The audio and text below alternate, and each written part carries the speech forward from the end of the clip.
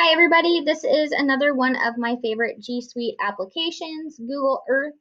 There are so many possibilities available that with Google Earth that I think a lot of people just don't realize are there. Typically when we think of Google Earth or even Google Maps, we think of plugging in an address and trying to get to one place to another. I know sometimes people have had experience with Google Earth where they simply just type in an address and then they look at the street view. There are so many other things that Google Earth can do. It's actually really cool. And you can implement it into so many different lessons across so many different subject areas. So for example, I have a general 5E science lesson here that goes through renewable resources and renewable energy.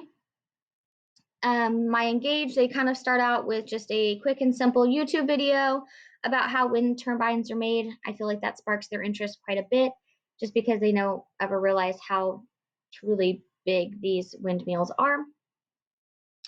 For the Explore portion of my lesson, I have kind of 3 different things. They'll do some research on ducksters, and then I actually have 2 Google Earth explorations.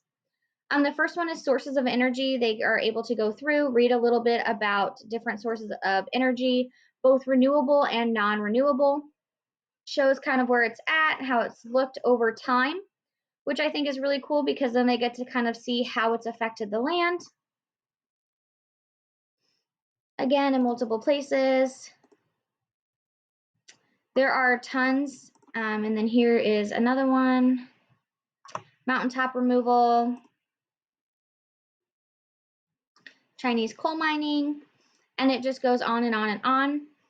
Kind of zooms in, drops the pin, and then again, they can kind of see how it looks throughout the ages. The next one that they have is how windmills become electricity. When they go through this, it goes through videos. They can go through different pins to see what an actual wind farm looks like, which this was actually neat for me to see because I didn't realize that you could have wind farms in water like this. So it was really cool. They can kind of click, they can drop around to see how tall it is.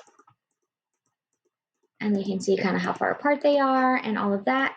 There's more slides that kind of interact. And then back to the lesson plan, they would go just through a normal lesson and then their extend and then evaluate with an exit ticket.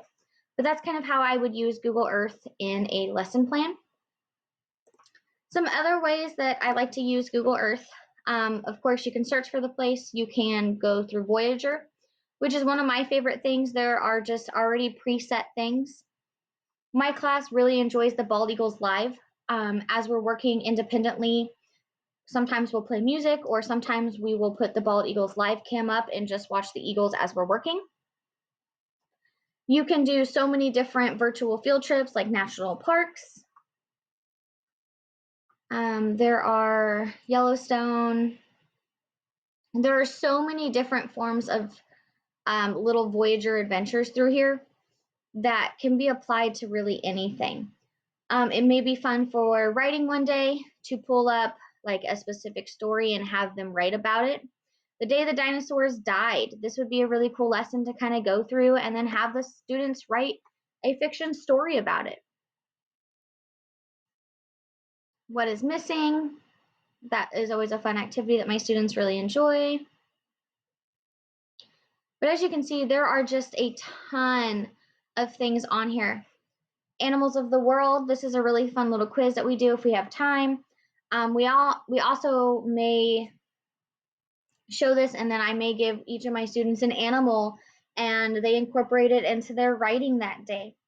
So there's really a lot more that can be done with this other than just science. There are so many different options that you can go through and explore. I also know that if you're busy like me and like everyone else is these days, you don't have to spend the time going through these. If you Google Earth and some kind of keyword, 9 times out of 10 you're going to be able to find some sort of lesson that's going to apply to what you're looking for, which is the amazing part. You don't have to sit and dig and dig and dig for great resources. But overall, that's all I have for